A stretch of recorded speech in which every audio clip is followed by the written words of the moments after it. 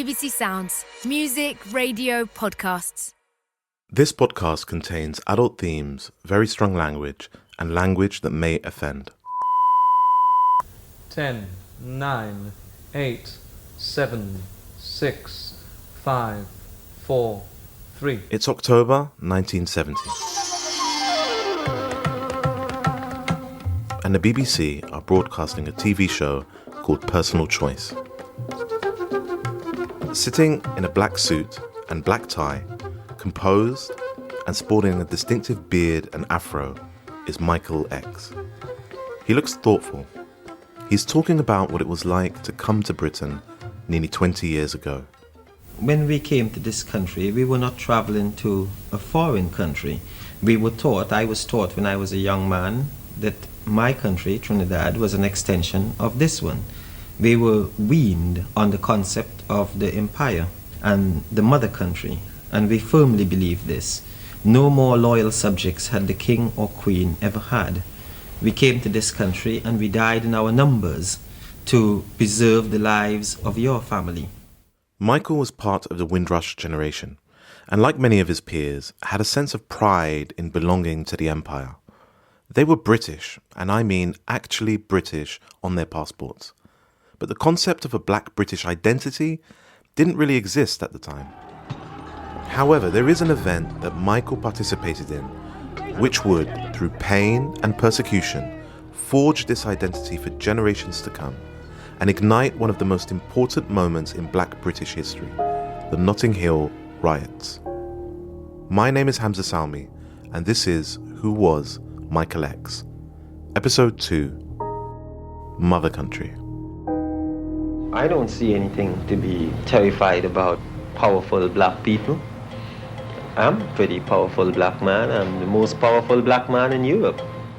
Today's case concerns the killing of Joe Skerritt, whose body was discovered in a grave not far from where Gail Benson was also found buried.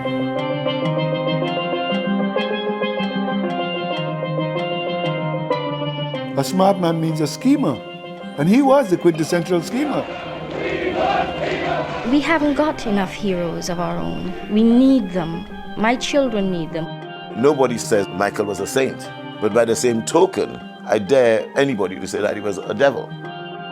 You gotta be twice as good. There's no such thing like equal opportunity. That's bullshit. I'm successful because I'm prepared to work twice as hard and I'm prepared to be twice as ruthless.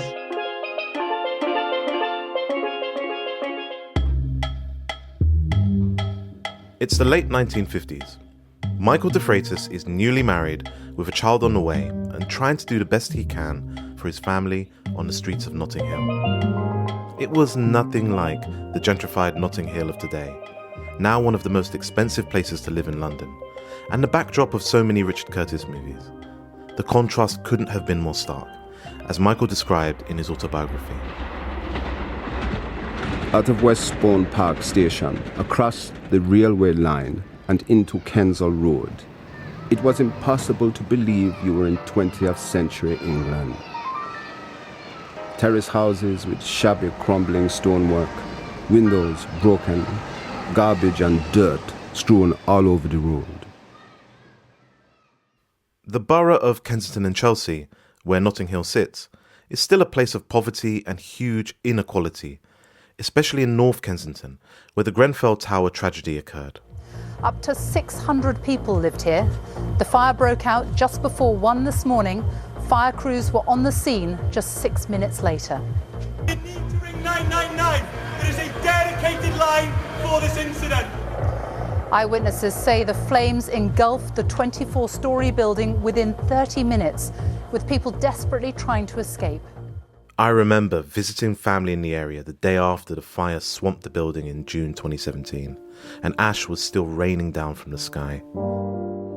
And it strikes me that it was those very houses Michael was talking about that were knocked down in order to build towers such as Grenfell. Nowadays, gentrification is breaking up communities as locals are priced out of their own neighborhoods. Poverty has been endemic to that area for generations. Back in the 1950s, those communities were mainly white. As people of color arrived from the colonies, working classes felt threatened. Immigrants would work longer hours for lower wages. but both were poor and disadvantaged. Despite the cultural differences and skin colour, they actually had a lot in common. But resentment grew, exploding in the Notting Hill riots.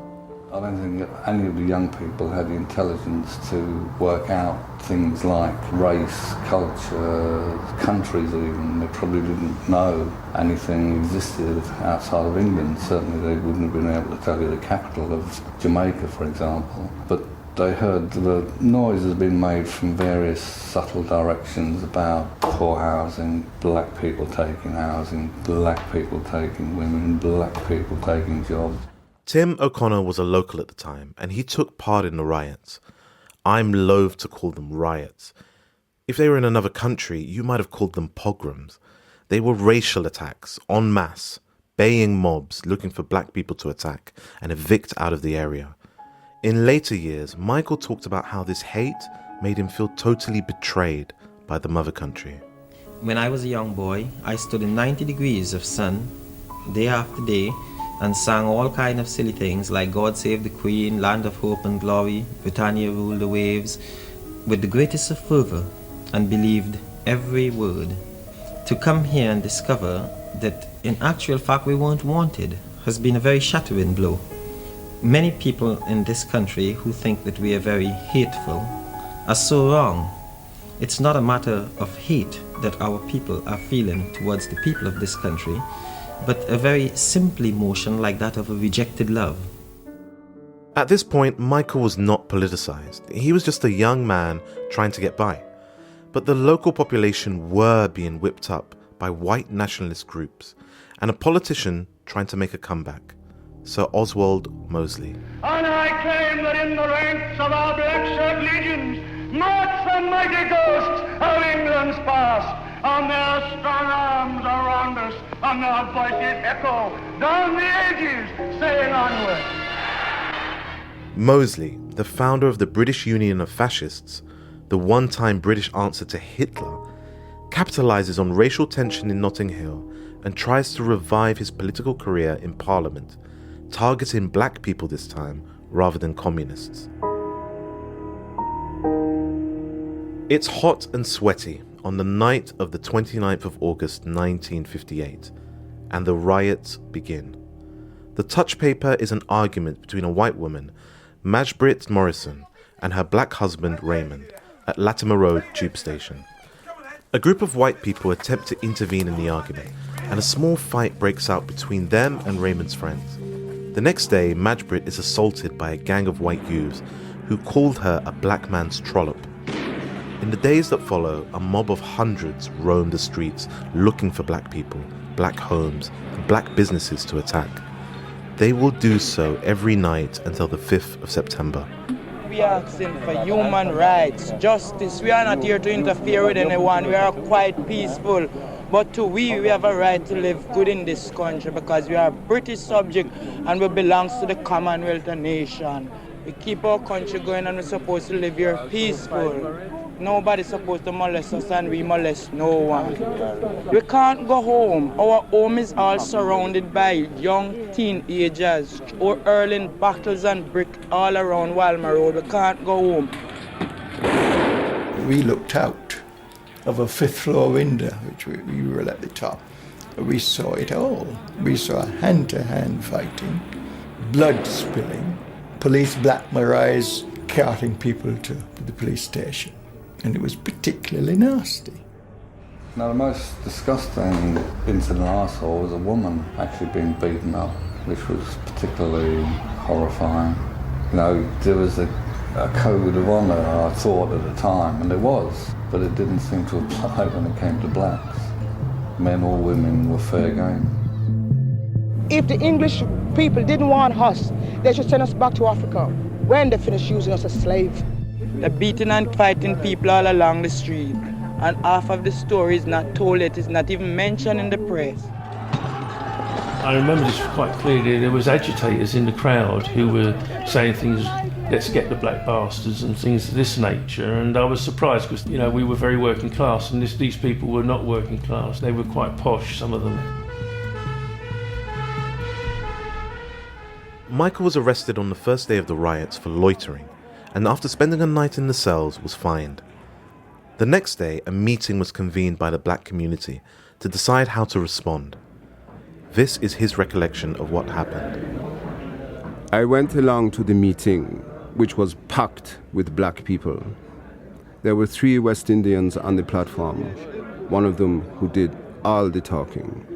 He had a nice accent and fine command of words, and he spoke with authority. What we have to do is form ourselves into committees, he said. We must elect officers and make representations to the police commissioner and our MPs. Accent, words, authority, and a lot of shit in my view. I just landed in court through police action, and here he was saying we should go to the police for redress. I stood up and asked leave to speak. Everybody looked at me and I said, "You don't want committees and representations. What you need is to get a few pieces of iron and a bit of organization so that tonight, when they come here, we can defend ourselves." My first public speech was very short and simple. Nobody could say the message was obscure, and nobody could deny the result was electrifying. The fight back was on. Michael helped to get ready for the night ahead. Weapons and petrol bombs were prepared, strategy and targets debated, while the barricades were built. One of the key leaders of the Windrush community was a former British serviceman, a veteran of World War II, Baron Baker. During the day, we made preparations for the attack. And I can quite clearly remember that I was standing on the second floor with the lights out in Blemon Crescent. When I look out and see from Kensington Park Road, massive lot of people out there. And I distinctly hear when they say, "Let's burn the niggers. Let's lynch the niggers." And from those spoken words, I said, "Start bomb them." You see the Molotov cocktail bombs coming out. Then they say, "Oh, they are bombing us too." I said, "Open the gates and throw them back where they are coming from." When the police saw the amount of people that was in number 9, they drove the Black Maria and rammed the gate and said, "Not another one of you black bastards coming out." Pitched battles and ambushes carried on night after night. Michael took part in large attacks on a building used by fascists and also a whites-only club, petrol bombing them and waiting for the inhabitants to run out and fight.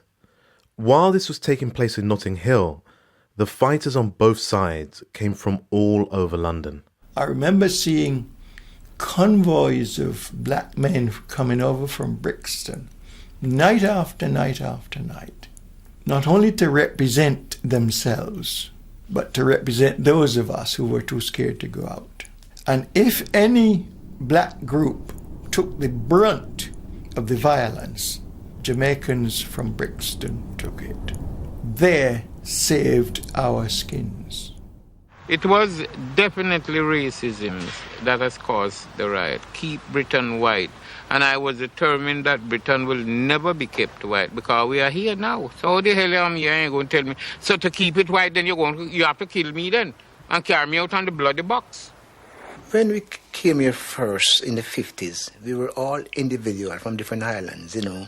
Jamaican was a Jamaican individual, Trinidadian was Barbadian, was African, was, you know, we was all individual. When the 1958 riot started, we found that they didn't specialize who they said they attack. They attack Jamaicans, anybody, while you're black. So we found that we can only unite by getting together and cut out the individualism. So then, we all united then and decided to stand together and fight. That's what caused us to get together, that riot in 1958. Black British. That arose out of the riots. Michael participated in creating this identity through resistance, but he was about to betray the same community he had just helped to defend.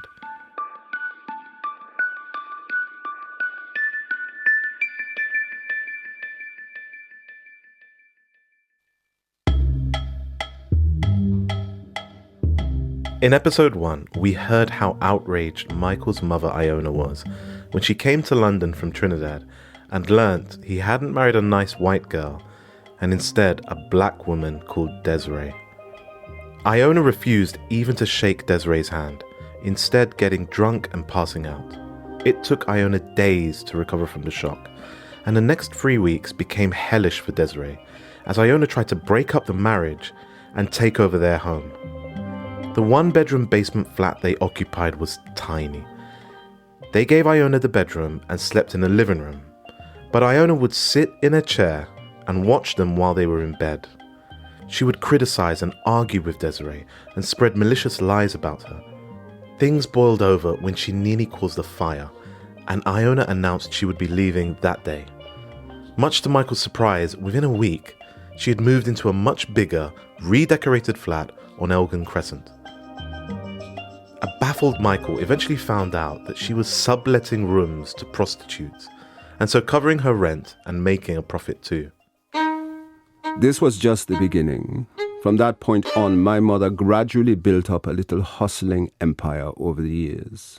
She rented a number of flats and had up to 15 prostitutes working for her. She was a cool operator. At the time, she managed to start building up a far-flung or bare business. She began with the gamblers in the ghetto, giving them some magic powder to win, and eventually men were coming from as far away as Birmingham and Manchester. Obeah is a system of belief that finds its roots in African spiritual practices and religions brought over to the West Indies by enslaved Africans. Using magic, it's thought that you can bring fortune or misfortune to yourself and others. Michael would later dabble in the traditions of Obeah and was feared by others for his own perceived powers. But for now, he wasn't interested. He was just trying to make ends meet for him and his family. There is no money, and people must eat, and the rent must be paid.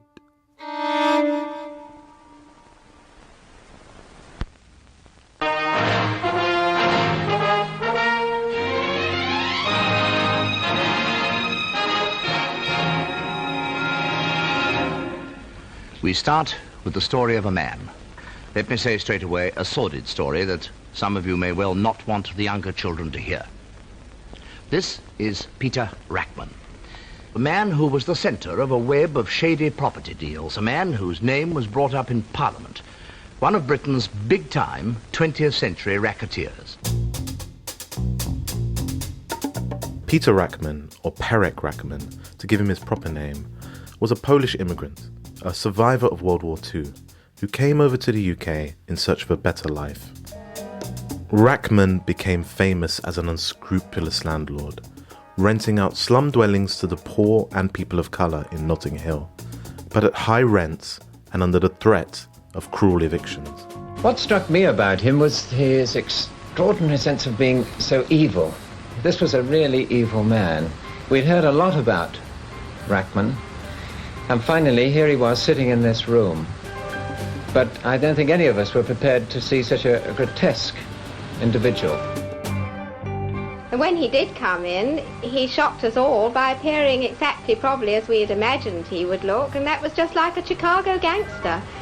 I remember too he had a very croaky voice, almost a diseased voice if you like, the kind of thing which went, "Oh, Mrs. Denny, what do you want to see me for? I mean, I've done nothing." At the time of this report by the BBC's Panorama programme, Rackman was actually dead. And maybe it's his death that gave the programme the freedom to report on him in such a way. He wasn't the only landlord with these bad practices, but the media particularly vilified him with undertones of anti-Semitism.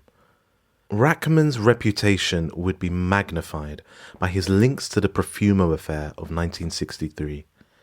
This scandal involved Christine Keeler and Mandy Rice Davis, two of Rackman's former mistresses, one of whom, Keeler, was having an affair with the War Minister, John Profumo. Mandy Rice Davis here reveals a different side to her former lover, Rachman. He wore dark glasses, but behind the dark glasses, he had the most absolutely beautiful greeny blue eyes, and he had the most charming smile. He was a gentle person, actually. He was captured by the Germans. When the Germans came into Poland, his brother was arrested and they shot him. His parents were then taken off to a German concentration camp, and Peter was put on this slave road gang where they were locked up in a concentration camp at night, in which they were very badly treated. And apparently, he never told me, but I always suspected it, that he'd been sterilised, because a lot of the young, healthy Jewish lads that were captured were automatically sterilised. And I think that's what gave him his slightly high-pitched voice. I can't believe he was born with that voice, because I've never heard anyone with that voice. He used to have nightmares, and some of these nightmares were truly frightening. But this one time, after I'd been living with him for about 2 months, he woke up and he was crying his eyes out. And I was filled with this terrible pity for him. Although Rachman wasn't discriminatory about the people he rented to, it can't be denied that he was charging extortionate prices and was ruthless in evicting those who couldn't meet their payments. And Michael was actually one of his tenants. And that's how Peter Rachman and Michael de Freitas' lives became intertwined.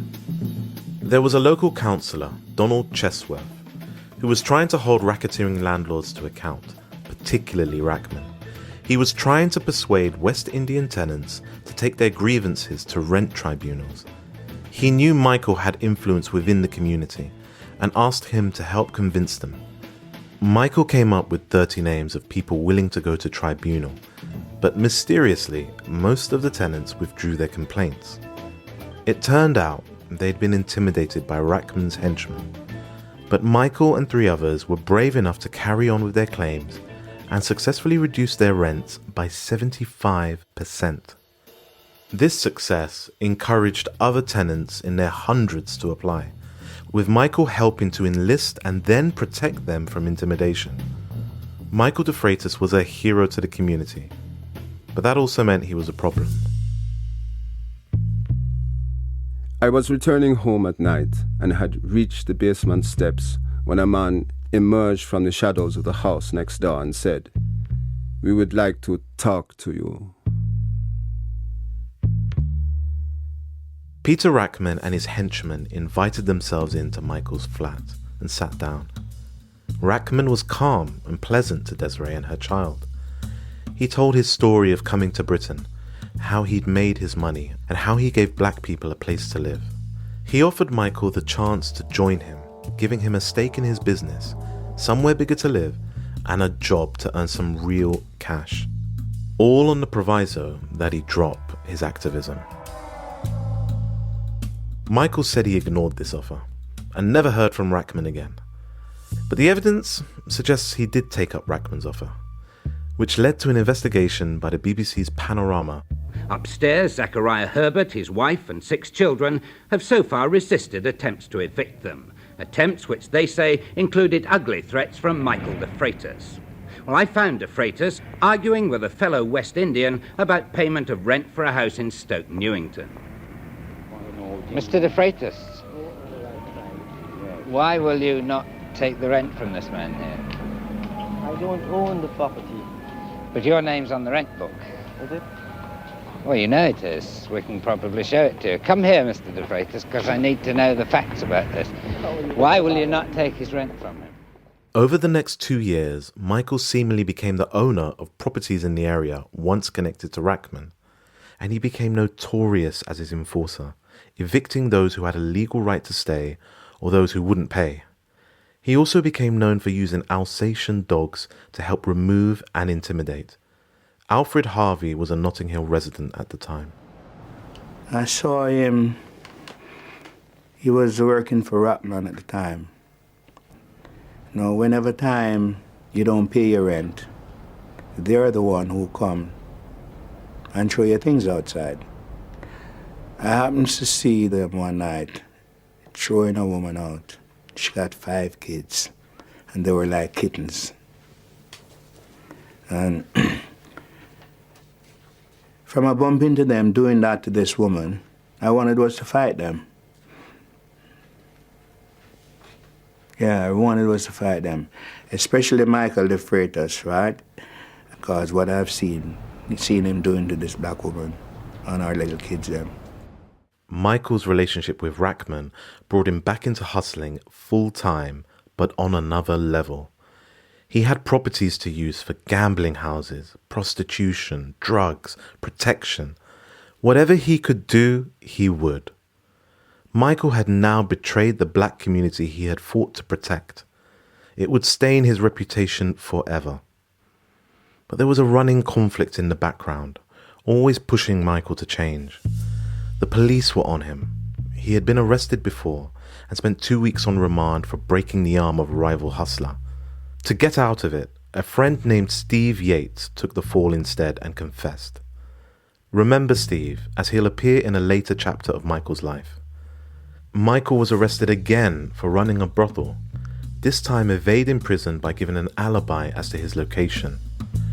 Eventually he would sell one of his properties and move his family out of Notting Hill to a flat in North London. Desiree was expecting his second daughter, and so once again Michael tried to take the straight road. Stuart Hall was a sociologist, cultural theorist and political activist. He was the founding editor in 1960 of a journal called the New Left Review. He met Michael at this time. He walked into one of the New Left offices.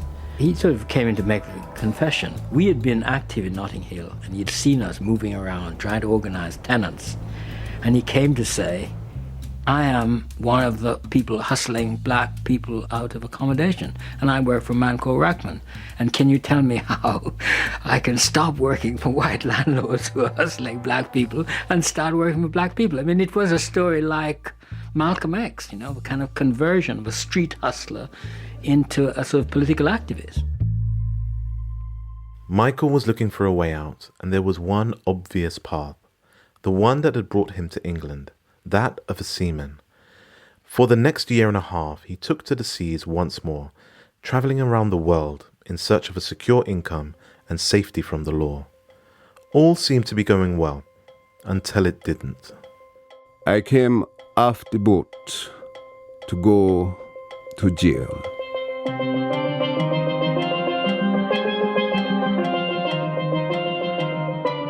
In the next episode of Who Was Michael X, we'll find out how that brush with the law would spill into his private life, and Michael will meet a man who will change his life forever, Malik El-Shabazz, better known as Malcolm X. My motto is, by any means necessary. I just don't believe that when people are being unjustly oppressed, that they should let someone else set rules for them by which they're to come out from under that oppression. So we reserve the right to do anything necessary to bring a halt to this unjust condition, anything, any means.